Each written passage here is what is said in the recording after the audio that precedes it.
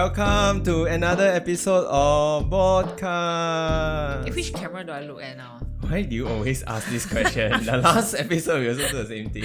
It doesn't matter. doesn't You even matter. look at the camera anyway. Then you ask the question for filming filming already. Okay. So okay. So recap. The middle one actually is our white shot. Yeah. So that one is focused on me. This one is focused on you guys. Okay. Yeah. So that I can kind of like cut in between Okay. here and there. Welcome to another episode of podcast. We've been away for a while. I take full responsibility. Oh, is of it? it. I think got like 2 months plus. Here we have today is Cui Jing. Woo! Hello. you don't know what you're supposed to do, right? Okay, let's treat this like a A normal conversation that's being conversation. recorded. Yeah. Okay. Okay. Yeah, like you can ignore the cameras because the cameras are just there. Yeah. Okay. So today I invite Cui Jing here because I thought it would be interesting to talk about some stuff that I guess now that we are a bit older, I think it would be useful to have such conversations. Because also when we were younger, we don't really care about our body that much. And then you realize that you don't care as you grow older because your body don't recover as fast as they used to. Yeah. So maybe you introduce yourself first, who you are. Okay. I'm Cui Jing. I'm Kenneth's secondary school friend. So we are friends for 20. 20 years. Oh my gosh. Wait, got 20 man? Yes. Yeah, set one is 13 years old, right? Oh Yeah, god. but- On and off lah. On and off we are busy. A-levels, then uni, then work. So good that we're still friends. So I'm a physiotherapist. And I've graduated since 2012. So you've been a therapist since 2012. Yes. So that's 10. 2010. So it's 11th year this year. Wow. Yeah. My time, well, when we graduated, we could work with a diploma. Right now, they have changed it to a degree program. So you will have to work with a 4-year program before you graduate and start practicing. So there are degree programs in Singapore, like NUS. Right now, there is by Oh. SIT. Oh. My time, there isn't. So, let's say if you do the program in Nanyang Poly, then you will complete a 3-year diploma. Then you have the choice to work, or after that, progress to a degree conversion where you only take 1 year. With NYP. Only 1 year for an overseas university that recognizes this program. So you did the NYP then overseas route. Oh. Okay. Anyway, I think this might be a good segue. So maybe you can share your journey because I know that it's not a so-called standard path that most people go through. Yeah, I do remember you were in JC, right? Yeah. Then after JC, then you pursue physiotherapy, right? No. Yes, correct. So, during O levels, I decided that actually I don't really want to work with computer or numbers because I wasn't great at it, right? So I thought, okay, I want to work with people. Then I went to look at some diploma courses that allows me to work with people directly. Then I went to look at hospitality. Then I thought, okay lah, maybe not something I want. Then I went to I came across this senior in NYP, and then I asked, what's physiotherapy? I've never heard of it before. Then it answers your first question, right? What is physiotherapy? Yeah. So her answer to me was very straightforward to a layman. It's like, okay, we learn what is normal. And then we identify what is abnormal in a person. And then we train that person back to what is normal. So it's very straightforward, right? That means you help that person to maximize his or her function to whatever is a normal person's capacity. And I thought, wow, I really love, to fill in that gaps and it's directly working with people. So then I went to ask, so we can, I don't know, what's your cut-off point for O levels? He said, no, you had to take A levels before you can join us. Oh. So it's a we have to complete our A levels. Why leh? Because at that time, our program was a diploma program. Also because we didn't have the right expertise in Singapore at that time. Like I think you couldn't teach with a degree or a master's, right? You need like PhD to conduct a university program. So physiotherapy in 2012 wasn't like popular, or 2010 wasn't popular. It's we don't have the right expertise in Singapore lah. So we don't have enough PhD holders as physiotherapists. That's interesting. The whole I think at that point of time, like I never knew that there are diploma programs that are Need it's A-level you requirement. need to finish A level to do it. There are a few. In fact, I always had the impression that so what you're saying is that actually after O levels you already knew that this is the path you want to take I towards was physiotherapy. kind of Okay. wanted to. There wasn't anything else I wanted to do lah. I mean, I couldn't think of like, do I want to be engineer? Not really. Wow, it's interesting that you're already thinking about I think I was all very this. lucky to be able to get into the course. Yeah, the fact that you're able to think about this since O level is actually quite mature. Or was it a situation where you're like, let me go and try, and then at the end of the day, it did work out for you? I explored going to an attachment observation before I enrolled into the course, but I went in via occupational therapy. So I went to observe one occupational therapist in SGH for a day. Oh, At that time, no COVID lah. So, we could go in, wear our normal clothes, and then we observe the occupational therapist lah. Then she will work with a patient, maybe a patient who has stroke, and then teach the patient how to eat. And then I thought, wow, I really want to do this. But I explored the different options, occupational therapy, physiotherapy, and the niche, the differences that we do. So then I decided, maybe I will explore physio lah. Wait, so what is the difference between occupation therapy and physiotherapy? It depends on where you specialize in. So occupational means occupation. This professional, this therapist helps you put your role. Like if you're a mother, it puts you back into your role as a mother. If you are a driver, even if you have an amputation, if it's appropriate, they will teach you how to drive with your amputation. So they put you back to your occupation. To serve a specific function. Your role. So just now the example you gave with that stroke patient to try to eat, It's a function. so it's considered occupation therapy. Yes. Then Physios will teach you how to strengthen your arms. Then the occupational therapist will teach you how to reach for the spoon. Let's say if you cannot use a normal spoon, then they will tell you, okay, uncle or auntie, you need a bigger spoon. Or you need to modify the spoon. So this is what OTs do lah. because to be honest, I don't think I've heard of occupation therapy. Like I always hear physio only because it's like you have an injury, you need to rehabilitate. Yeah, you need to do that. Rehab. Yeah, we need to rehab. Then you go for physio. Yeah. So, okay. So those are not occupation therapy. Like for example, like I hurt my leg, then I cannot really walk properly. So now I need to learn how to walk properly again. This one is, or it's like very blur lines sometimes. Because you also. understand, your understanding of physiotherapy is limited to musculoskeletal, which is sports injury. Generally, yes. Yeah. So in sports, there is no occupational therapies. Okay. That's why you don't hear it. But let's say if we talk about pediatrics, children, okay, babies who have developmental delays, maybe. Then the physios will go in and maybe teach them how to roll, how to crawl, okay, teach them the core. But then the OTs may come in. I mean, I'm not in the area, but I understand they deal with behavioral challenges like maybe ADHD. So this kind of skills that allow the child to be a bit more, how to live, or how the parents can help and assist the child to communicate with each other better. I see. So it's a bit more. It's more than just like strengthening. Muscles. Yeah, it can be the mind. I see. Occupational therapists also work with mental health. Oh. Oh wow. So it's like actually the border between physical and like the mental, like psychotherapy kind of. In fact, for us, I mean, not like OT lah.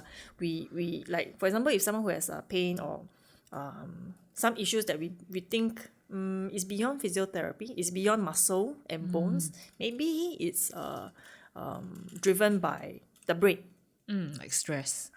or mental health issues, then we'll refer to psychologists. Oh. Interesting. Because stress can, and like a lot of your mental health can also affect your body, right? How you perceive danger, how you perceive threats. I know you have a kind of like a specialty, like the kind of patients that you work with. There's a demographic that you work with, right? Yeah. Generally. So give you a little bit of history. I've practiced for 10, coming 11 years, right? At the start, I served a public hospital. We had the privilege to work with a lot of doctors. So besides just working with muscles and joints, we deal with a lot of medical conditions. So we work very closely with different areas. Like I was given the opportunity to work with people in ICU, people who had heart and lung injury. So we call them cardiopulmonary. The geriatrics, the old people, the people who had stroke, the sports clinic, not sports clinic, the sports aspect. Then, so after that I left, then I decided, I really want to learn more about movement. Then I picked up Pilates.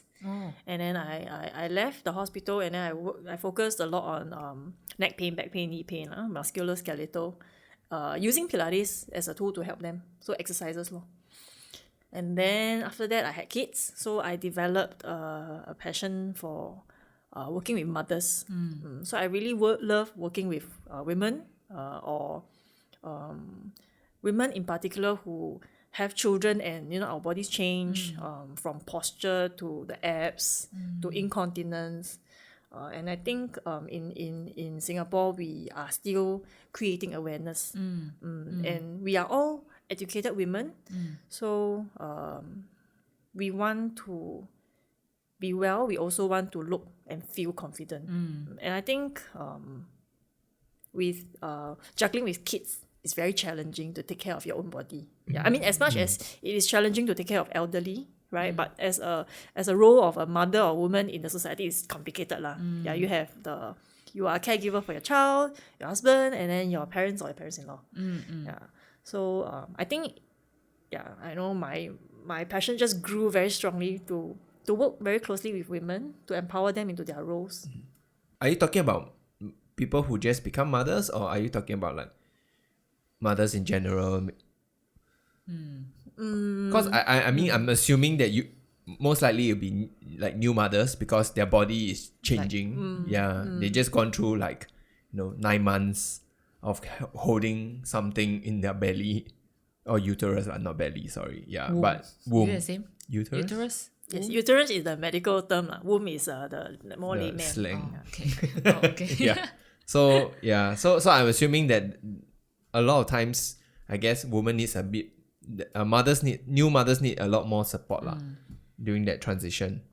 Right now, I mean, of course, I run a house call practice, right? So, the business is targeted towards newer mothers. I mean, not like new, but people who have just given birth, because they are more vulnerable and they don't know where to start if they want to go back to running without having a prolapse.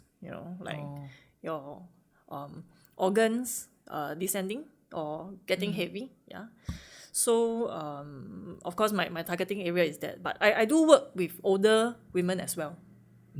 So menopause is also important to address. So when I talk to my young mothers, I always remind them that we can be very lucky, or you don't have any issues now, you just want to get stronger. But the long-term goal is always to remember we all get old.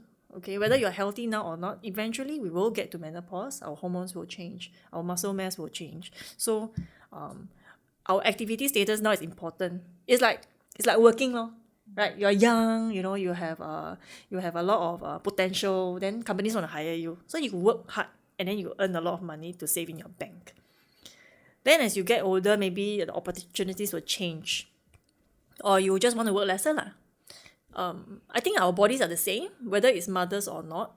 When we are young, we have the capacity to build more muscle mass. We have maybe a bit of resources like time and money. We have a bit of adventurous mind to, let's try aerial yoga, or let's try pole dancing. But then as we get older, we get a bit more frail. Unfortunately, maybe some disease strikes us. And then we don't have the capacity to do what we want to explore or we enjoy. Then when that time comes, it's a bit like insurance lah. Then luckily you got insurance. Luckily you have enough muscle mass, bone mass to keep you healthier in that downtime. Then when you are ready to get back to your feet, you actually start off from a better starting point. I guess this also goes back to like the whole, like why we like the main topic that I wanted to talk about about like taking care of yourself in general. But then before that, right, I think a lot of people, when they think of like physio, then they also think of chiropractors. So what would you say is the difference between physio and chiropractor? Because coincidentally, yesterday I just my organization, they do like wellness talks. So then they actually hired this doctor, a chiropractor, to do a talk during like for 1 hour, that kind of thing. So he was basically pitching his services lah. I mean, you can tell he's selling his clinic. He got a book. It's called like Posture or something like that. So he was like sharing about ergonomics. How do you set up a ergonomic work from home station and stuff like that. But then when I listen to him, I feel all the things that he's saying, I can also Google like, how to set up ergonomic at home. I feel like it's nothing. He's not saying anything new. But then he was pitching his services. Then he said like similar things, kind of like what you are saying about helping chiropractor to help people get back to the what their body can do, like the maximum Capacity. Yeah, correct. Like to shift them towards back to that optimum state lah, basically that your body is meant to be running at, and then so that when we age well. So he was saying things like that also. Yeah. What's your understanding? What's the difference? What do you think? Like, do you as a layman, what do you feel is the difference? So I mean, chiropractor, I think we also talked about this previously when we met up. Chiropractic. What's that? Chiropractors. Chiropractic. Chiropractic is the practice. It's a service. It's the service. Yeah. Chiropractic, I feel like when you first watch all the inspiring videos that you see on YouTube. What's inspiring? The one is the guy, right? The body is it's like almost folded one. Then the guy will like, okay, he use this needle thing, like, oh, your nerve here very tight, you can see the signals, whatever. So he slowly adjusted his body without like when you look at cases like this, you would be thinking, generally you look at it, you think like, oh, this person surely needs a surgery. Right? You probably need some spine correction, some metal stuff, pipes need to be there to secure his spine, to straighten him from there lah. But instead, what the doctor did was to slowly correct his posture, slowly push certain parts of his body to correct it. To realign it, and slowly over time, and then you can see that it got better lah. And he, from folding cannot like in pain all the time, to like being able to walk upright. Yeah. So those are like, like, oh, it's quite amazing to see how you can do that without something so invasive like a spine correction surgery. Yeah. So there are like some of these, and then you see that there's also a lot of people who went to try. Hear all the satisfying cracks.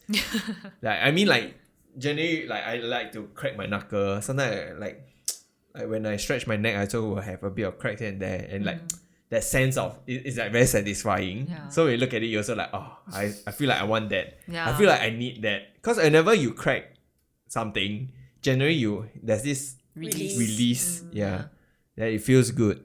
So we look at it as like, oh, maybe my body also needs a crack. All of this, like all the parts that I didn't know, like the ear also can crack one, Really? Yeah. Oh, wow. I don't know what they're cracking there lah, but maybe they add sound effect, I also don't know. I actually have colleagues who go for chiropractic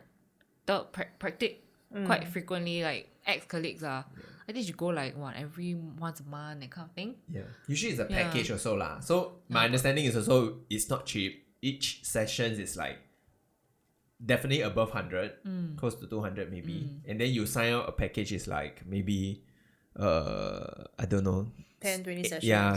10-20 sessions, and that's like easily thousands of dollars. I think that's part of the reason why we never did it because we were just thinking about, is this really what we need? Is it like quite expensive?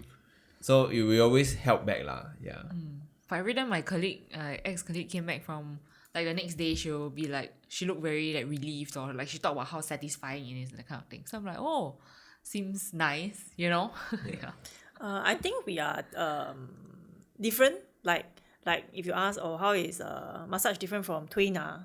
right? It's still the same. It's manual therapy. Someone's pressing your muscle, but it will feel different, right? The effect is different. And if you really have like pain, will you go to a massage therapist or will you go to a like TCM doctor? Like, we just compare these two. Yeah. You will go to someone who is more established, right? Yeah.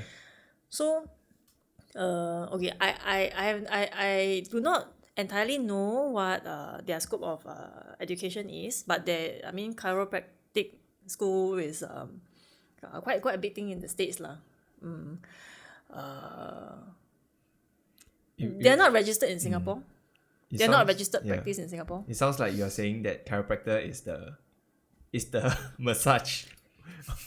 It's the massage. No lah, I It's never the say massage that. equivalent. I never Then say that. physio is the tweener. The It's like, difference is if you are sick, do you want to go massage? Nah.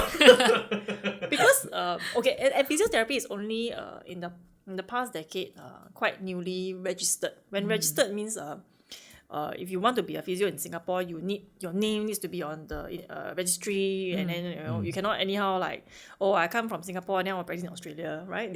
Everyone will have their own registry, and these are legal implications, right? Yeah. That means if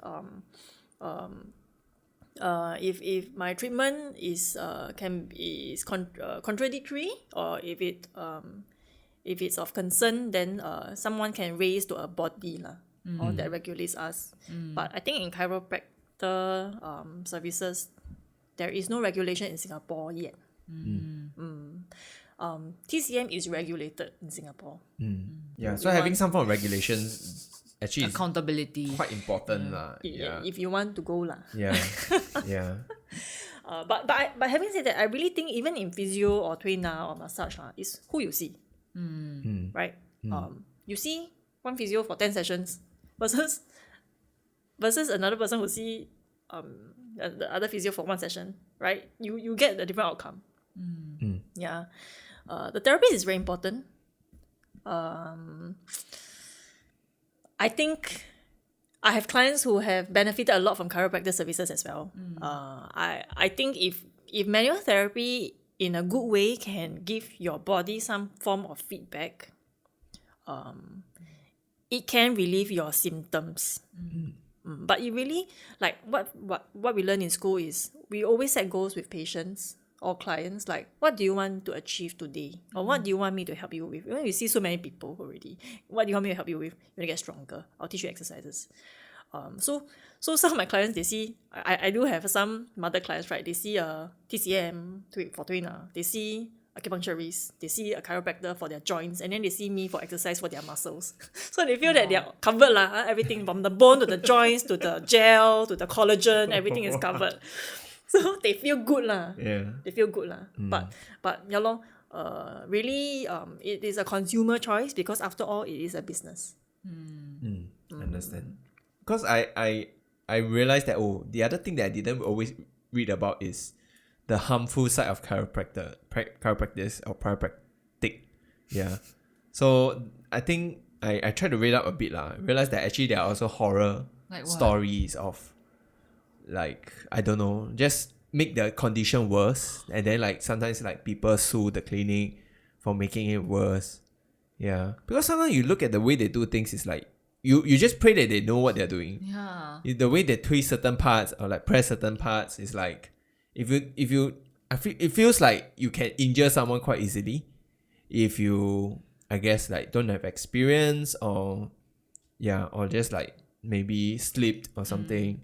Yeah, the injuries can seem like it will be quite bad. I mean, I want to promote my own profession more lah. So Yeah. I think in a more noble scene, it's really I think physios are really people who can help you maximize your quality of life. Right. Let's say if you have pain, then like I press, okay, better. Then 2 weeks later you get pain again. Then you want to come back to me every 2 weeks to press. Then it's like you feel, some people feel like, my pain is still there. I always have neck pain. So 20 years down the road, I'll still have neck pain, right? But physios, we are trained to teach you exercise and manage yourself, and find the root cause of the problem a little bit better. So you have more a wider locus of control. Then when it happens, you have the capacity to take care of yourself, or you can seek help again. This sounds like what's that word? Psychologists, like psychotherapies as well. Your locus of control, lor, yeah. Yeah, right. Like getting to the roots of your mental health issues, and then giving you the tools to deal with it in the future. Alright, it sounds like it, right? Yeah. Yeah. So actually, now that you mentioned this, actually it's quite interesting because I guess like a lot of us, as we grow older, when we have problems, we tend to treat the symptoms more than we look at the base Root of the causes. root causes, right? Like I think like for me, I have like I guess chronic like neck, shoulder aches, and for the most part of my life, I'm the way I treat it is just to salonpas or yoko. I think social media doesn't help, right? Yeah. Like everything you want quick fix. Yeah. If you go and see, you had a neck pain for 8 months, and then you go to a physio once, and then you feel that doesn't help. But you've had it for 8 months, so you cannot like You cannot expect expect it it to in one be done day in one session, session, yeah. right? So the goals has to be realistic. But I think with social media and I think the fast pace of life, people want things done fast True. and maybe passively. Yeah. They don't want to work for it. Yeah, lah. maybe their priority is not there. Like it does. Sometimes it's like it doesn't. Like it hasn't reached the point where it affects the quality of life. Yeah. It's just like a hindrance or like it feels like a disturbance. Minor distraction. Yeah. But your body will always But remind you someday. Yeah. And the thing is actually when you're younger, actually it kind of can work that way because your body can tahan some of these. Got more gel lah. Yeah, got more of hydration. all these things that all the problems. But like in fact, like going to late 20s and now early 30s, you start to notice that your body is not the same. Yeah. And I think a lot of people can attest to that lah. Like back aches. Then some people you see social media, they're like, oh, I got old man body, whatever. Yeah, I'm old already. Yeah. But I think our society is I think from my point of view, we are getting more awareness about physical activity and exercise. But as we leave school and we enter the workforce, the demands of work, as we work from home, doesn't help, right? What do you do when you're working? Sit down, or Yeah. what do you do when you're working? Sit down, or yeah. So you're pretty much sitting, not moving for 8 hours, at least 8 hours a day, for 5 days a week, and then you go to one hour, I give you 1 hour, 1 hour physio session. How is it going to counter that 40 hours of not moving? Immobility. Yeah. Human are designed to move, our joints, our muscles. But when we don't move, we slowly don't move. We lose the ability to slowly. Your body adapts to zero What you want, movement lah. what you need, Yeah. no? Yeah, it adapts to what you need and what you want. So it is a concern lah, because a lot of the patients or clients that I work with, when I ask them, oh, what exercise do you do? It is not uncommon that I don't really exercise. Then you ask further, okay, then do you have any hobbies? Do you read? Do you bake? Not really. They watch Netflix lor. they watch High computer, power. play computer lah. So the physical capacity and expectation for strength, movement has changed. Interesting. Yeah. So I think also for me, I noticed that like for me, I also do spend a lot of time from computer. I also realize that, and I know that it's not ideal. So I try to take steps to invest in some of the stuff that you see in my room lah.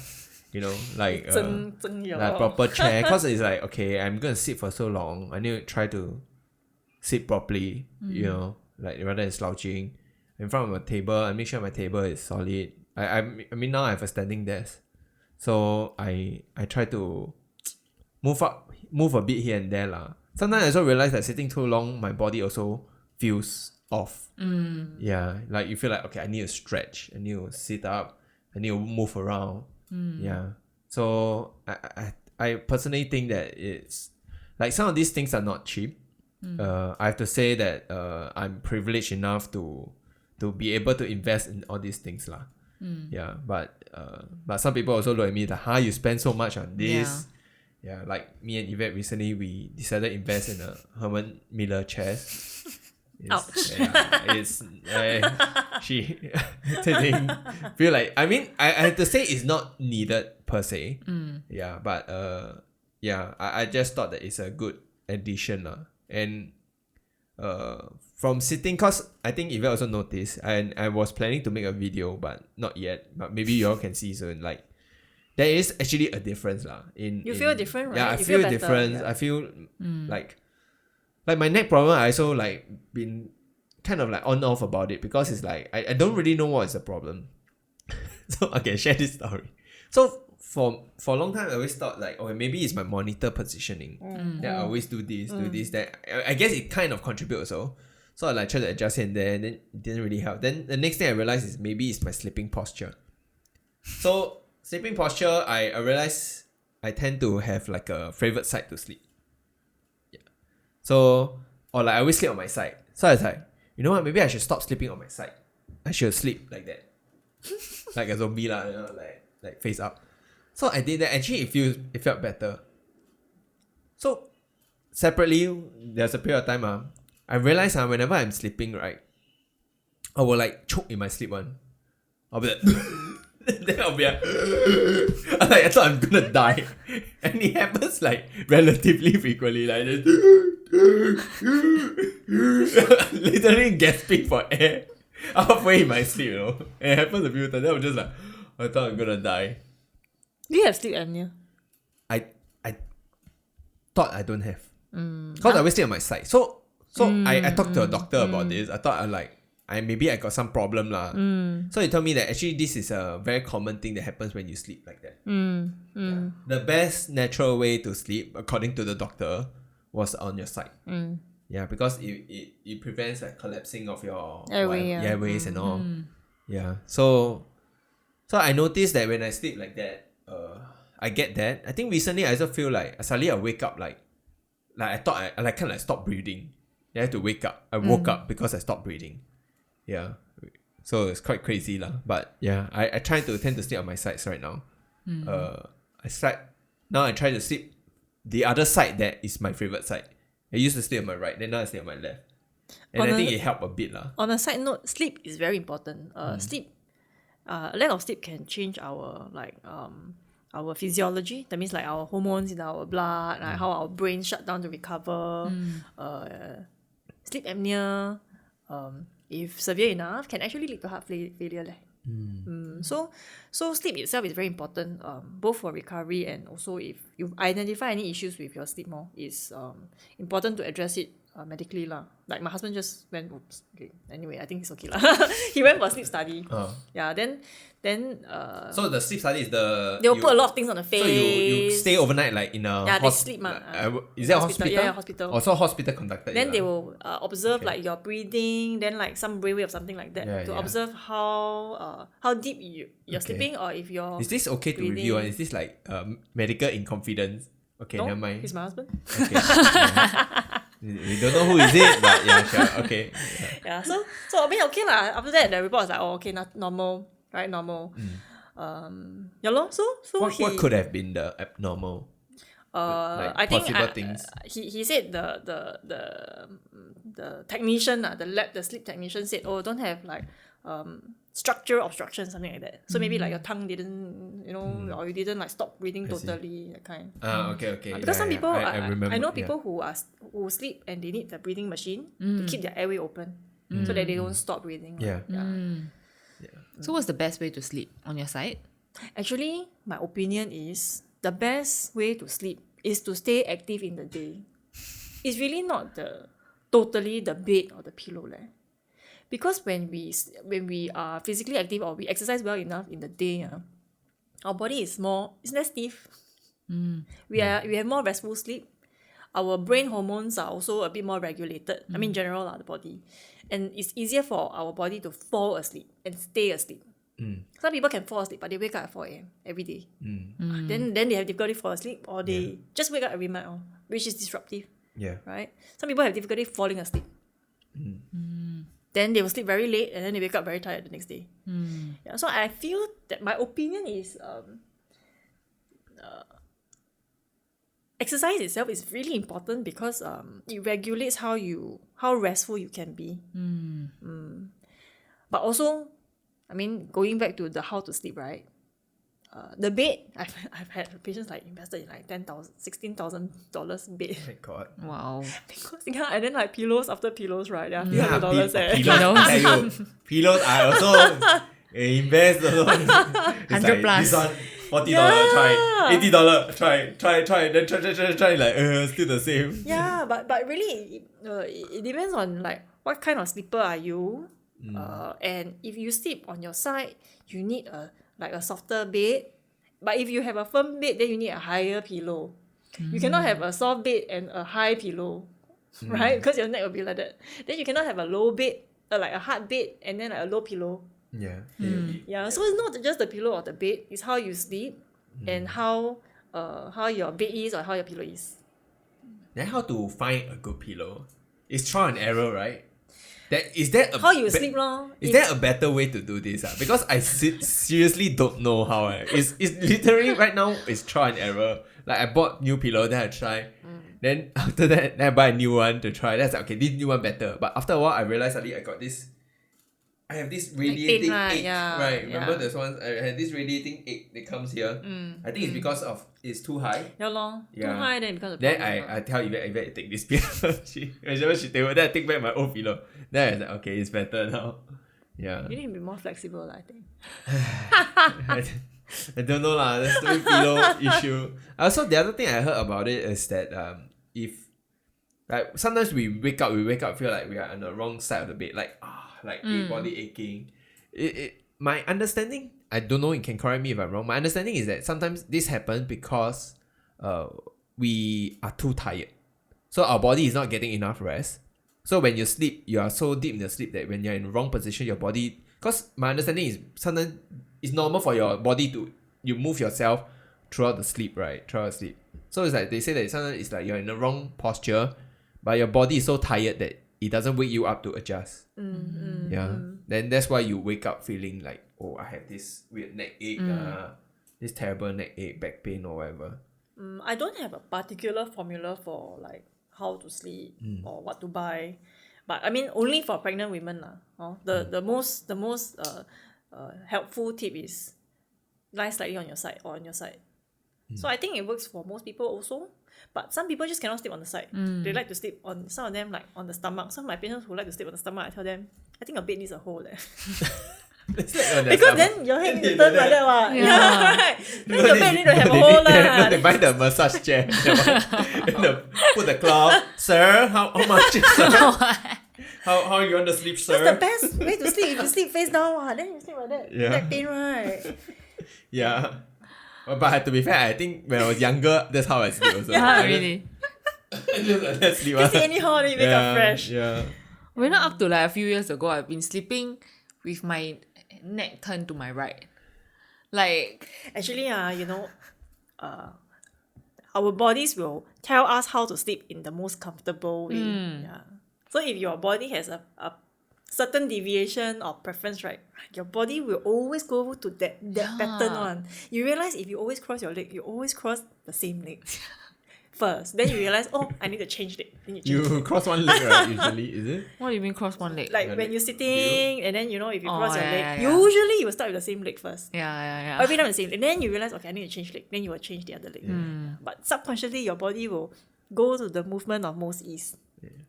Actually, when I was trying to sleep, I also thought that I couldn't sleep like face up. Yeah. Then I forced myself to do it, and I managed to do it after a while. Yeah, I had to force myself to Yeah. turn my head because In fact- it was hurting my the right side. I think when I was younger, I don't even really use a pillow. Like Huh? my pillow, I use it to cover my face. Really like dead body. Your parents come in the room like, hey, where's Kenneth? What happened You to all you? sleep with arms like that, like there over your head. Not head. really. That's what I do. Then I wake up in the middle of the night, the whole arm numb. That'll be like, oh, what is this new body part that I've acquired in my sleep? Let me put it on side. Then you just wait for it, the pins and needle. Yeah. Then you can feel the blood flow, like growing a new hand like that. I've gained an arm. But it's damn weird, sleep in weird position. Then one arm numb, then the other arm will numb. Yeah, that's my sleep pattern. But okay, I think I agree with the fact that sleep is important. To be honest, I don't think I sleep enough. I sleep late. Now there's a sleep challenge, right? Do you know? Huh? Something, I mean, I don't know, like, I heard lah. Sleep as There's- much as you can. Like, there's the step challenge. Yeah. Like 10,000 steps, right? So I think there's a sleep challenge, right? You go and By find out. the National Health I Board. think it is a national challenge, like 8 hours sleep wow. or something like that. Let me Wow. see. Huh? Government wants us to sleep more. No, because Singaporeans are not sleeping enough or properly. You sleep how many hours? Generally, About 7 Health Hub, there? at least. no, I sleep 7 only, man. I think you sleep more lah. got voucher. No, leh. I You wake up at sleep- 6. What? I See, sleep. Singapore new sleep challenge to get people to sleep 7 hours a day, earn up to $30 e-voucher. Wow. Yeah, earn a 7 while, hours. yeah. Maybe I can. Actually, I sleep around 7 also. 6 to 7 lah. Actually 6. I think 6. 6 don't voucher. 7 hours then got $30 voucher. Damn it! 6 hours. It must sleep in one I think go. must lock one. Must in like, one go. lock, of course. But then I tell you, I use my Apple Watch and then my one hand. I'm sleeping. Then I use my phone. Anyway, cannot. The phone will know that I'm awake. Airplane mode. Technology, Airplane mode. Nging want to stay awake. It's by Health Promotion Board. Oh, wow. Yeah. Interesting. Okay, I think my sleep is a bit better. Until compared to- March next year, got chance. My sleep is a bit better compared to in uni. Cause I remember in uni, wow, I sleep like 2-3 a.m. one. Sometimes when I run my running patterns on uni days, is midnight one. You never get heart attack. No, haven't yet. So midnight then I'll go and run. Yeah. Then I will sleep at like 2-3 a.m. Then maybe I wake up like maybe 8, 9, 10, sometimes earlier. And then if I'm very, very stressed during period of exams or studying or mugging or whatever, then I can sleep at 3, 5 o'clock, not 5 o'clock, like 8 a.m. I'll auto wake up. And I'll be very tired. But like, yeah. Like cannot sleep, right? Yeah, because I'm stressed. Yeah. Then when I first started working, my sleeping, my schedule, I remember was like, I sleep also quite late, like 12, 1. Then I wake up at like 7, 6:37 To go to work. to go to work. And I realized that every time when it reach weekend, I'll crash. Yeah, weekend you I'll have a just like, sleep I will debt. sleep. Yes, I have sleep that on weekends. So I'll sleep a lot more. Then I also noticed that, I don't know whether you've seen me before. I think you probably not lah. But sometimes we have like meetings, right? Then I'll be like, then sometimes the meeting is so long, right? Then you went through this cycle of second week. Yeah. You're like, I'm tired. Remember? Then tired, School suddenly- days suddenly- assembly is like that one, Oh, right? yeah. Right? Do you have that kind like It's like Closing going in and out, yeah. Then I feel very bad because it's like in front of the bosses, right? They like the eyes like half closed. Like they just like you're like trying to force yourself to stay awake. Yeah. Then my colleagues they are all like caught me before. Then I'm like, okay, I need to adjust my sleeping schedule a bit so that I'm not like tired during meetings.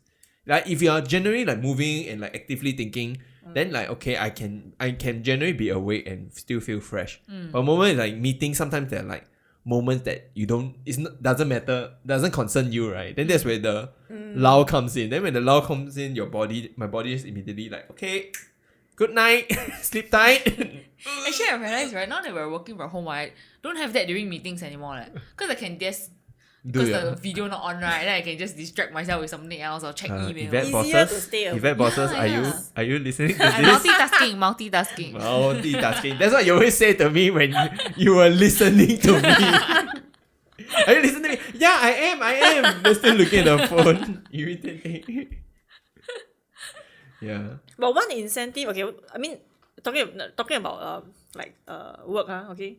One incentive to stay awake, right, is standing. But I also read this book recently about subconscious mind and conscious mind thing, right? Actually, standing or walking, right, just walking, actually helps us to trigger more of our subconscious mind, which is dealing with a lot more things than our conscious mind. Like our conscious mind can handle less than 100 tasks at the same time, or I think 40, very little only. But our unconscious mind it's like right now, like it's handling so many information, but it's Yeah. just zoning out from them. Yeah. So It's like walking, it's like subconscious mind is taking over. yeah, so if you need inspiration, right, actually sitting down keeps you dead. So go out for walks. Stand, walking actually triggers your subconscious thoughts better, and it keeps you awake, and keeps you healthy, and keeps your joints mobile. Yeah. So if you need a bit of inspiration, stand up. It actually helps.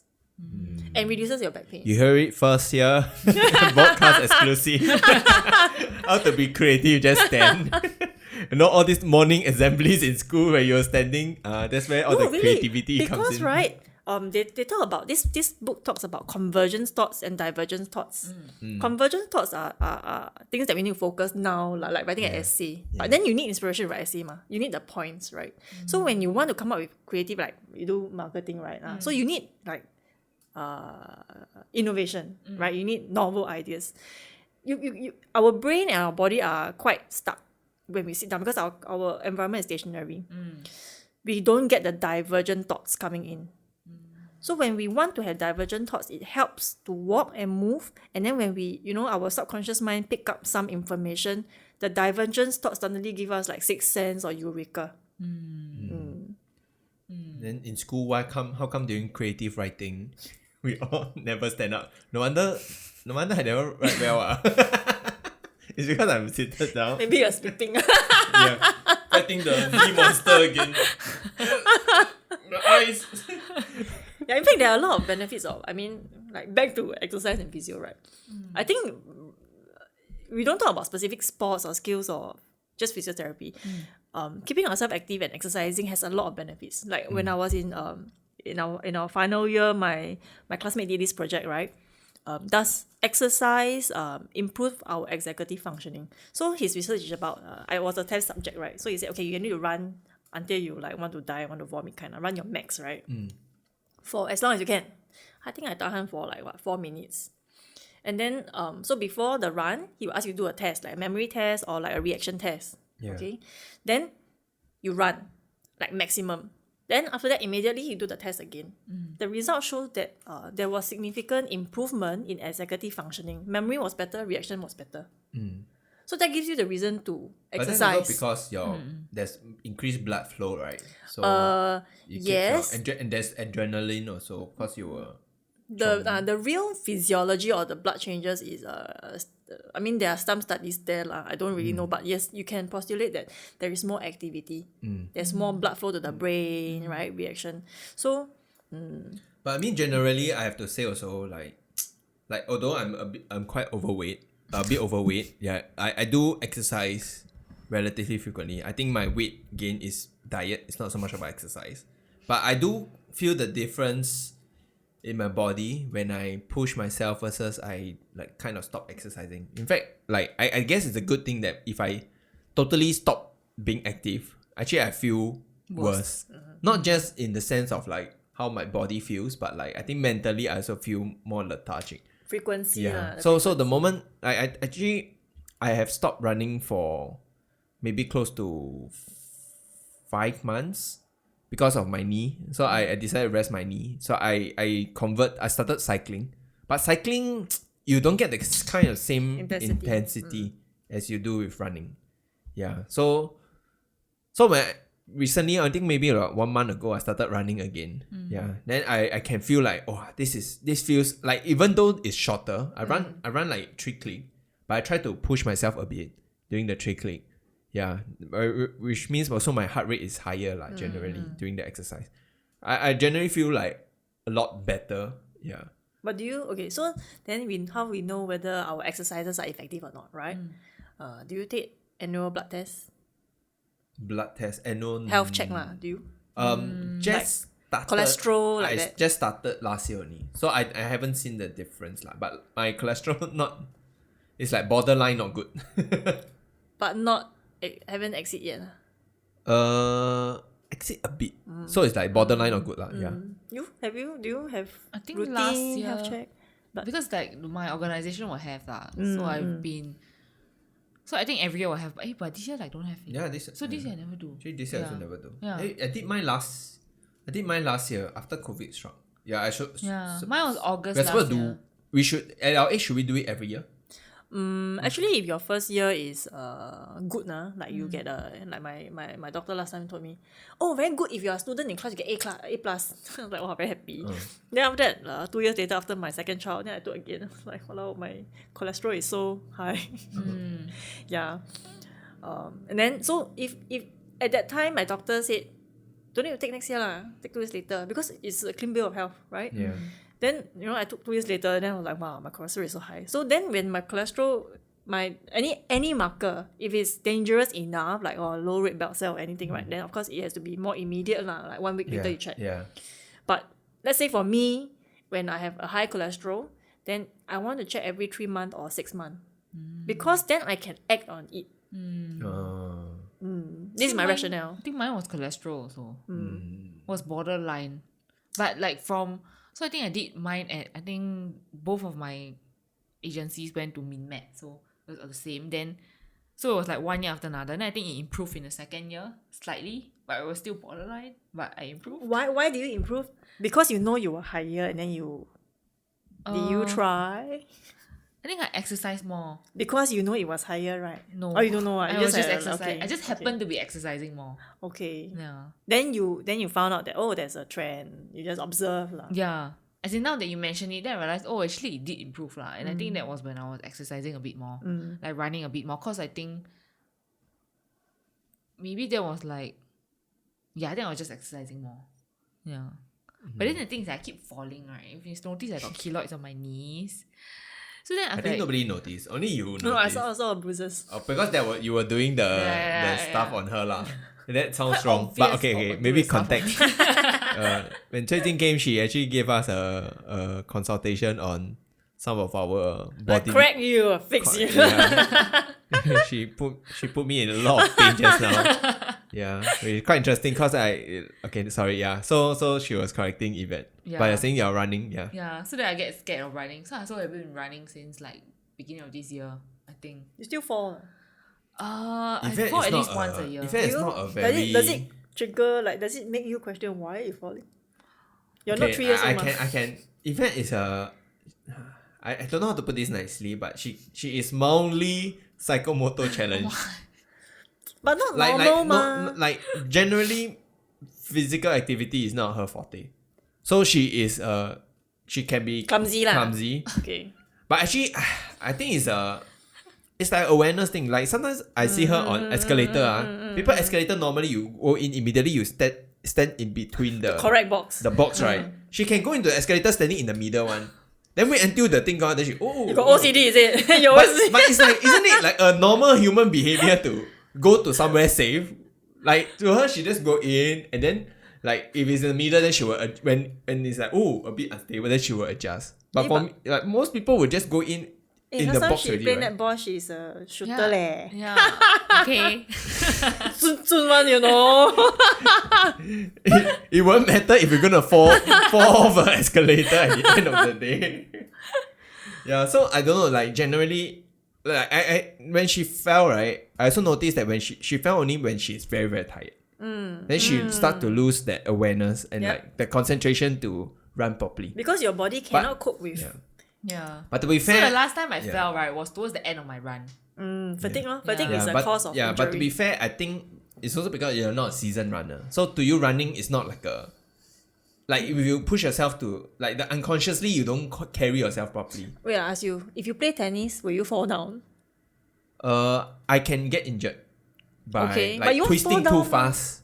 Fall down is the whole body fall down to the floor leh. No, so she fell because she tripped lah. So when you run, then you tired sometimes. Your I didn't what do you lift call my that? foot Your properly, strides are not very Yeah. not clean. Yeah, that's how she fell. But also Is because it all the asymmetry. time? Is it all the time? It's because of that. You trip over yourself. Yeah. You trip on the flat floor, right? Yes. Yeah. Oh. Is it always same leg? I I always ask this question. Is it always same so I leg? always fall on my left knee. That means first. your right leg will trip, right? Yeah. So maybe because a bit of asymmetry, then maybe your leg is a bit heavier or you don't lift as high. So it's always the same pattern. If you go back and ask yourself, actually it does trigger a pattern. Right. So maybe So it's the pattern. You go run in go run in the swimming pool lah. That one you fall drown only. But you were like you just need to won't have bruises, no no bruises, no nothing. You just need to you okay already. I find running to be the most effective exercise for me though. Like I try Yeah. to do what's effective? Like you feel, I feel exercise. Easiest to- Yeah, correct. I feel exercise. Like I try to do those like at home workouts, like those YouTube videos. I don't feel like I will push myself. Like, at least running, I can feel like I'm pushing myself a bit more, or like it's easier to push myself in a way. Yeah. I always enjoyed running. I think, yeah, running. I tell you, one thing I worry about in the future is if I'm not able to run, because I feel like if I'm not able to run, my activity will drop a lot. Because I don't. Okay, it's not that I don't play sports, but generally, like as you grow older, like you don't have friends to play team sports with. yeah, it's not easy to maintain. Like if you depend on this, then it's like a bit like on off. Sometimes have, sometimes don't have. Unless you have a consistent group of friends that you always like every week go and play soccer. Yeah, for me, running has always been like the easiest go to exercise, because it's you literally just wear your shoe, go down, you can start running. So you have knee pain, right?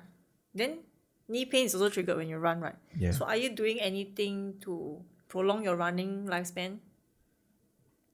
No. No. Yeah. That's why what I did was that rest law.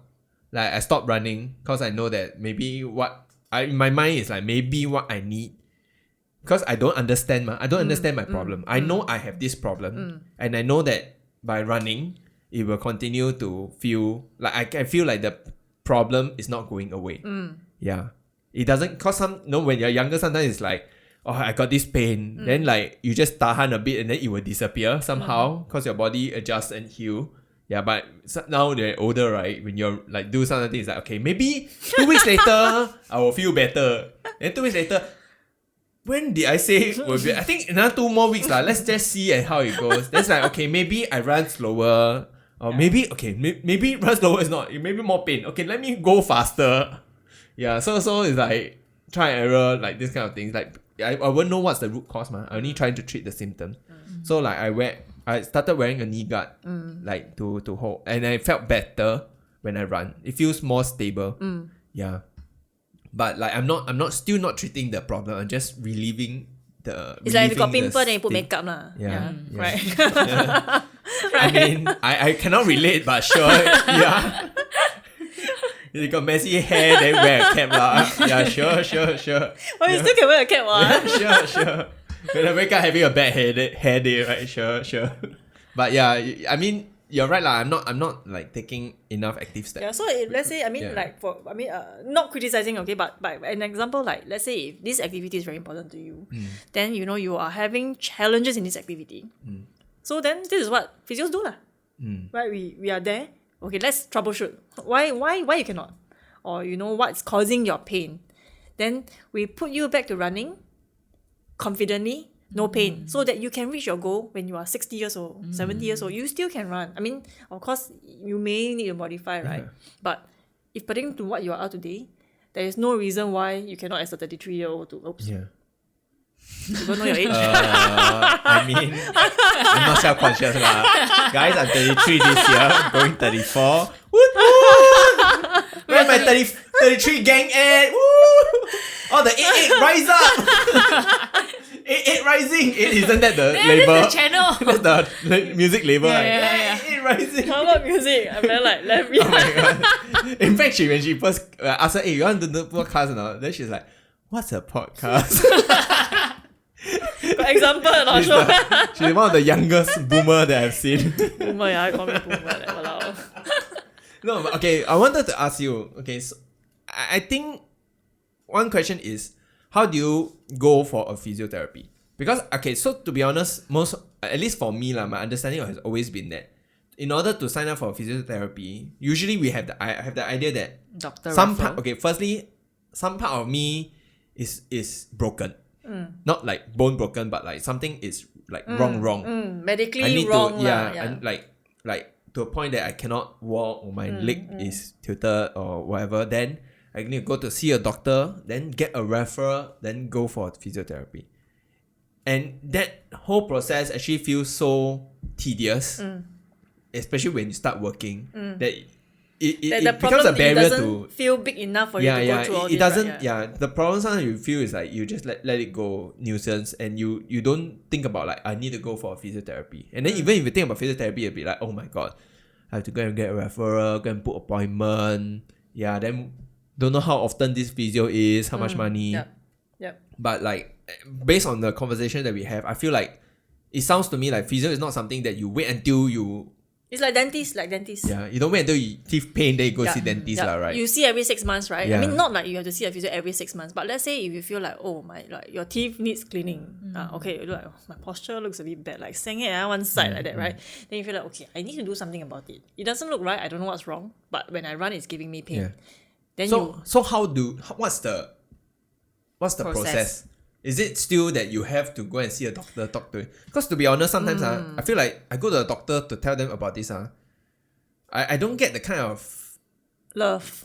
was it love? No, I don't need love for doctors. I was a medic for very long. I don't really care. Like I don't sense that kind of like them trying to understand my problem.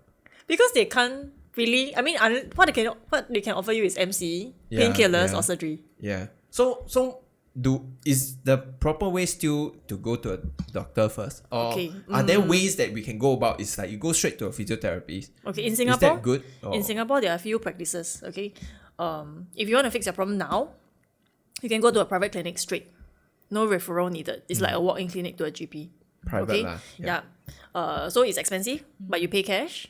Okay, but if you have insurance, like like say you fell, you sprain your ankle like swollen. Yeah. Of course, okay, this kind of cases you probably want to see a doctor to make sure there's no fracture first. Okay, but let's say I carry my child, then sprain my back. Yeah. One incident, right? Then let's say if I have like a personal accident insurance, then I will ask my insurance, hey, can I claim? I hurt my back. I need to see a doctor and get a physio. So they'll tell you, okay, get a doctor's referral. Then the doctor check.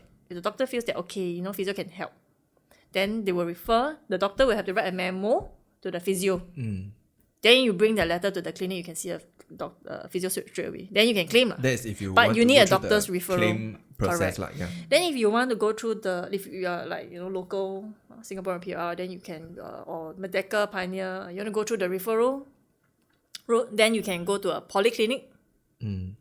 Some polyclinics in Singapore have the direct referral route, so you don't need to see us in the past. You go polyclinic, see GP. GP write a referral To hospital. to hospital for specialists, see your knee pain.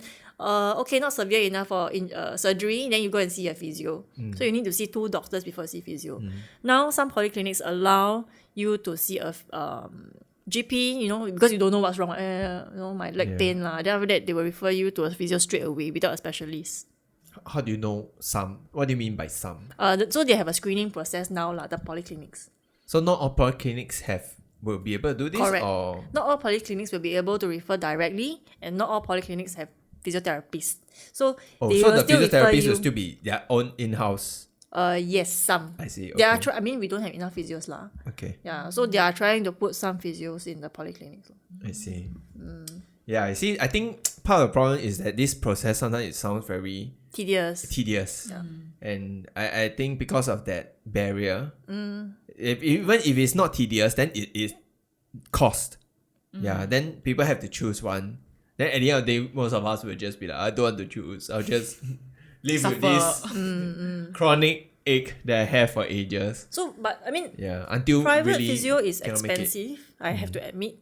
But let's say if I tell you, Kenneth, you would like to run, right? Okay, then you have this knee pain.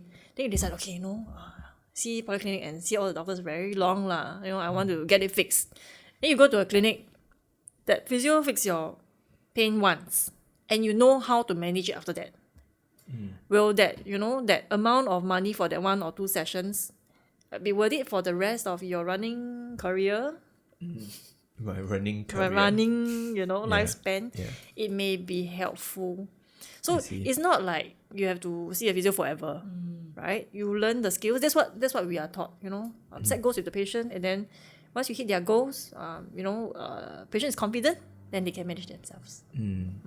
Hopefully, I don't know what's the aim of this podcast. I guess maybe it's just something that I guess I'm interested in because I'm trying to see how I can take care of myself better. I'm sure one of the biggest thing that I struggle with is eating well, because to be honest, Singapore a bit hard to eat clean sometimes. Like the options that we have, it's Like if you want to The eat easy options are not healthy lah, generally. the cheap options also. Yeah. Yeah. Then to eat healthy, sometimes like then boring.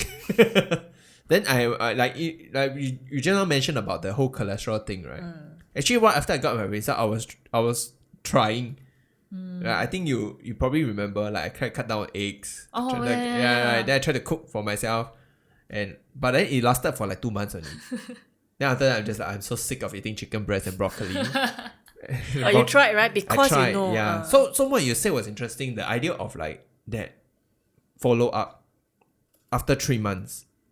I think if I have seen like there's an improvement in my cholesterol levels because of what I did, I think that would have motivated me to do more. Of course, if you have not done anything for 3 months, then don't test lah. Waste your money, right? I mean, I've done and I kind of revert, Yeah. and then I done. I mean, it's okay, but at least you tried. Then you Yeah. know, you want to know outcome. But for 3 months, if they've done nothing, then Yeah. wait for another 3 months lah. Yeah. But I'm interested to know what's your diet. What's my diet? You are a mother of 2 leh. Okay. Okay, so a side story I met up Cui like 1 year plus the PS Cafe one that time where we met up. When George was 1 month lor, Just about there gave, lah. just gave birth. So I was like, oh, you have 1 kid, right? You know what? Then she's like, oh, I just gave birth. Then like, what? I just gave birth. I was like, huh? Like, what? I cannot process, like, because like generally people when give birth they're a bit chubbier and then like it takes time for them to recover. I look at her, I was like, In the line ma, in the line. you surrogate, is it? How does it work? Question mark. Adopted? No? Yeah. But how do you, like, what are the principles that you have? Because I know you are, I mean, this is something you're passionate about, I can tell, like, in terms of, like, being able to stay active and keep fit and, like, do the things that you want to do. Yeah. It's very difficult. In the first year before I knew my cholesterol was high, I abused my rights as a breastfeeding mother or you look good lah, eat anything you want. But the truth is, with kids and then like stress and lack of sleep, right, you just want to reach for the chocolate or potato chips lah or curry puff, right? Yep. Yeah. So I'm not normal pregnant. lah, normal. I'm not pregnant, but I can relate. Yes, this one I can relate. So, but also because it's back to the sleep.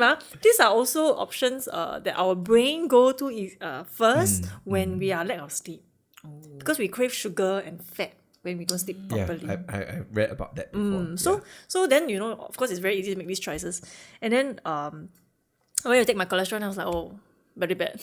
Like never had such bad results before, right? And I was like, okay, shit, I need to do something about it. So my husband went to take also lah. Then I said, I bet if you surely higher than mine. I was like, how can that be? Of course it's higher than mine lah. Then we decided to Denier, change. So yeah. we tried for 3 months or a few months, 6 months or so. We ordered I don't know if you heard of like Tingkat. vegetable box. So every week they will choose the vegetables for you. Oh, so uncooked lah. For you to prep your meal lah. So there will be like 12 variations. It can be corn, it can be fruits and vegetables lah. Or for you to you pay the subscription every week or every month. It's quite expensive. It's like $100 a week. But you all do it for 6 months. I cannot remember how But long we quite did long it for. We did it for a while because I said we just spend the money for convenience first right? Yeah. So we tried and then it was good. But I'm not someone who cooks. I don't know. Do you cook? No. No. Yeah. So So it's challenging because there are a lot of vegetables that we are not familiar with, like a lot of non-local vegetables, like what you call it? I can't even read avocado. it now. Not avocado. Asparagus. No, like not Avocado. She started with R, what? So not anchovy. Another one. Anchovies are Anchovy is the fish. yeah, that's not a vegetable, guys. Okay. Anyway, so it's other vegetables lah. So I was like, all these vegetables, how to process? I know boil or fry or bake or what. So it was difficult for me, but my husband enjoyed cooking lah. So then I was like, okay, if you cook, then you order the veg box lah. If not, then we will buy on our own. Yeah.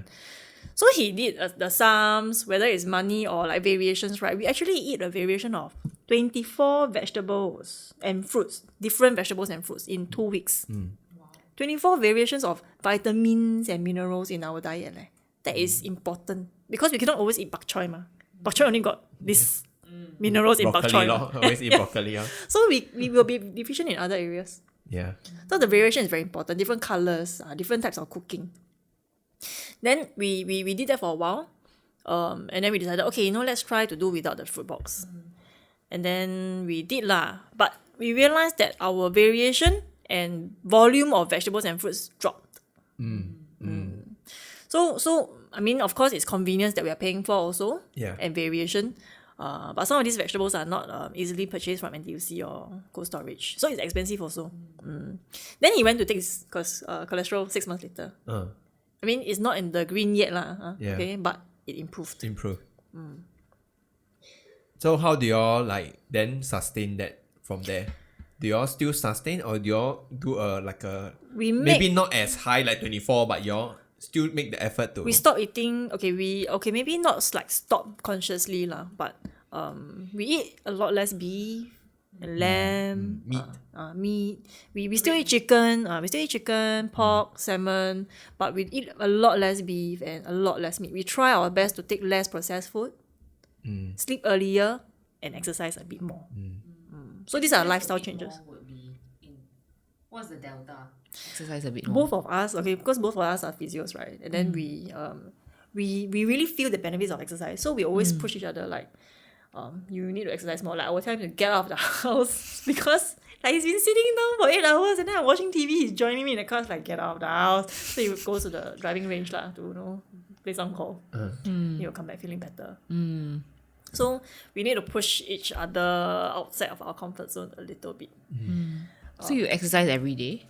We used to. Then like one kid still can try to exercise every other day. Like 2 kids need to modify a bit. 2 kids is exercising at home already. Right. Lifting them as weights. Like some of my friends ask me, hey, after 2 kids, what kind of contraception? 2 kids is the contraception. Don't need contraception already. Like really damn shy, okay? So it's very tiring, but I also know that I shouldn't push myself when I'm in fatigue, like, risk of injury or even heart attacks. Yeah. And sometimes kids wake up then like damn shit, right? Then the next day you have to work. Then you still push yourself to exercise. Your heart rate cannot really manage the intensity. So sometimes I feel that if I need to rest, I need rest. I don't push myself. But if I know that, okay, I rest enough, then I will go for my variation of exercises. If I don't have time to run cardio, sometimes I feel like best from it, right? Then I will do weights. I have kettlebells at home to get up the intensity, like you said, run faster. Yeah. To get the same intensity in a shorter time. Yeah, so we modify lah. Yeah. But But yeah. basically, rule of thumb is always to do something active with your body. Move Yeah.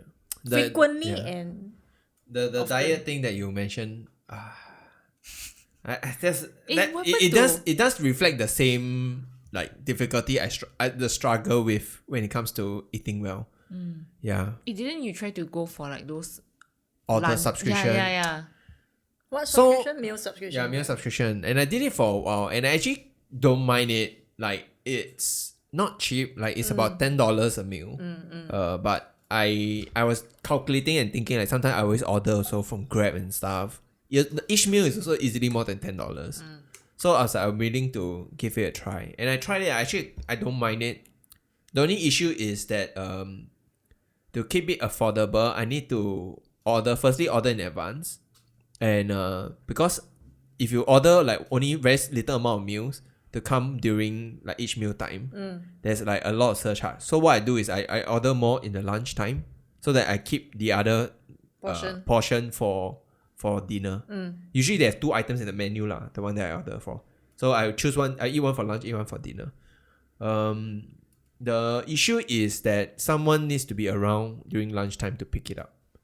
Yeah. And sometimes I'm not around. Then okay, actually now maybe can start again because my mother will be around. You need The meal, issue is, meal yeah. prep lah. You need meal prep. You need to have the commitment. Yeah, so that's the problem. Like, my mom is not familiar with kind of like simple meals that I want. Then to her it's like a meal needs to have rice, and meal needs to have noodle. And when she asked me, you want to meat cook in or not? every dish also. Then the veggie must have minced meat inside one. And when she always struggle because I will tell her I don't eat rice, I don't eat noodle. Then she'll be like, she don't know what to do. It's very difficult. And Chinese cooking, Asian cooking, in general always overcook the vegetables. So the nutrition Yeah. is Yeah, more because it's all maximized, soft and soggy, green, soggy. yellow. Yeah, that's true. That's true. So, okay, I can't say that I have a solution yet. My ideal scenario is I'm able to have like delivered meals with the. Because to be honest, I realized that one thing is that actually if the food is in front of me, I'll just eat. And if it's healthy, I'll eat. Meal prep lah. Yeah. But I hate to go through the process of prepping meal. I don't enjoy. I mean, I sometimes enjoy cooking, but I don't enjoy cooking all the time If because everyone do. no. Okay. The best meal prep we can do is oats, overnight oats. But that one 5 minutes. That one put the soy milk inside and then put it overnight. Yeah, and tomorrow just eat only. Yeah, that's the easier. But even oats also eat until sian also. Yeah, that's like it starts to crave for variety. But what you say about like the whole seeking for comfort food is something that I also do. I also notice. Exercise. So there's a study. Yeah. Exercise for 1 minute in one session. You don't have to even like someone who exercise 3 times a week. No, this subject in the study exercise for 1 minute, 1 to 15 minutes lah, in a single session, right, has proven to have better decision making, happier mood, and better stress coping mechanism. Yeah. I also noticed that when I exercise more, I eat a bit better. Not saying completely better, but when I don't exercise, when I stop exercising intensely, I tend to Make bad crave, choices. and eat make bad choices. And I know that I'm making bad choices, but like the You just inhibition, do I it just don't anyway. care. Yeah. Yeah. And someone like you, or like you eat something that's in front of you, right? It's very easy to eat convenient food, which is usually not healthy. Yeah. So okay lah. It's a constant journey. It's not gonna. Yes. I don't think it's something that can you change overnight. I don't recognize that. And Find something sustainable lah. Yeah. Whether it's delivery or meal prep or cooking or you help your teach your mother or send your mother to culinary class. don't know leh, I keep buying a lot of salmon leh. Then I tell her just like prepare the broccoli simply. She's like, I need to stir fry. I say no need to stir fry. Just steam. Boil it. Yeah, boil it and just eat it. Yeah. Then like chicken breast, just keep it simple. Then she will struggle. She don't know what to do. Then but then, and whatever I want, it's not what she wants to eat.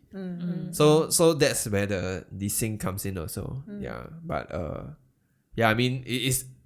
You can sound like excuses, but like this is the reality lah to me, and it's something that I'm trying to figure out how to be better at. Yeah. So yeah, hopefully I guess we can call it already. It's about we've talked about 1 hour and 10 minutes. Okay. But maybe you want to share a bit about shout out your own company, because actually I think I probably have friends who are Interesting. new mothers. Yeah, that maybe they may want to what's that word? Procure your services. Procure. I don't know what's that word. What's that word? That look like a product. I don't know. Procure services, isn't that the term? Yeah, can lah. Very formal, right? I think Write firstly email. is to know that pregnancy is difficult. It's a life-changing event, but it's also physically changing. As is with like you start a new job. Yes, it is life-changing. Like tummy lah, posture changes, incontinence, all these are not normal. And then a lot of these are reversible. It's like when I spoke to a client who has a prolapse of the uterus, she did not know what options that can help her.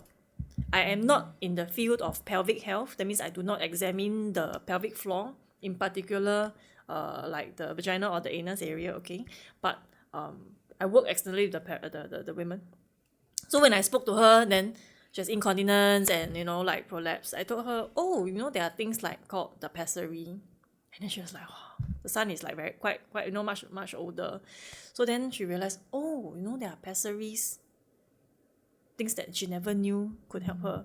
And then I told her, pessaries are support. It's like some structures that can support to hold the uterus better. Okay, so it's like to minimize the mechanical prolapse. Yes, support. correct. Okay. It's a What's product lah. incontinence actually? Leaking of urine or you leaking of bowel. So there are women who suffer from that, like young women. Can you imagine? After I go you out, give birth. like I go out, then like I would be embarrassed if I smell like urine lah. Yeah. So pads are not the long-term solution. The muscles are still dynamic. We are young. Most of these can be managed or reversed sometimes. So when I told this lady, oh, you know, there are things called pessary, you can try. Pessary, what's that? It's like, you know, you have no more teeth. Then you realize, wow, you got dentures, you know. Can eat meat again. You'll be so happy because it changes your quality of life. Yeah. So that kind of, I think I would call it life-changing. So, no, you know, no matter how you feel like you're leaking here and there, you have some pain here and there, you're not, like, you know what, kind of ask you, are you doing anything to prolong your lifespan of running? Are you doing anything to prolong your... I'm just prolonging my suffering. Yeah, are you doing anything to reverse that? Are you doing anything to change that? And all these can be changed. So either seeing your gynae or a physiotherapist who deals with women is very helpful.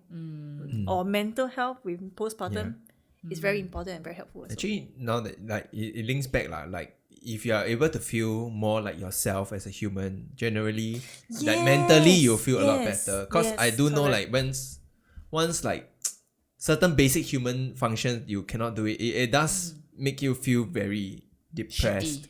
Yeah, like am I even a proper human? And it takes a toll in a lot of other aspects of life. I guess that's how the postnatal depression sometimes also. Or is that more hormonal? Mostly hormonal. Okay, mostly hormonal, but okay. it comes together with the body changes. Okay, Like, you know, after you give birth, you're like, oh, my stomach's still there. I thought I gave birth then, like, you know, no more stomach. The fats, why the fats never come out with the baby? My baby's so chubby. Why never take more? Yeah. So Sorry, I'm not making fun of. Okay, never mind. But I apologize first. I apologize. I was shocked. When I gave birth, I was like, huh, my stomach's still like that. I thought the baby come out already. So yeah, I mean, a lot of this can be reversible, and it can be helped lah. So whether you're having symptoms, you don't have pain, but you have inconveniences, they should be managed. So if people wants to look for you, how do they look for you? You have a website or is it a Facebook page mainly? They can. I have so my company is Physio Avenue, but I have like a brand is like, you know, Milo is under Nestle. Yeah.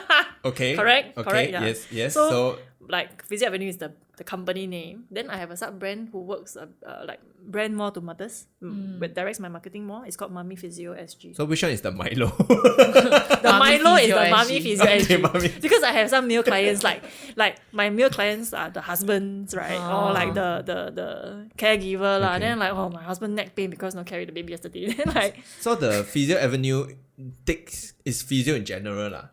yes, but I try to market towards women.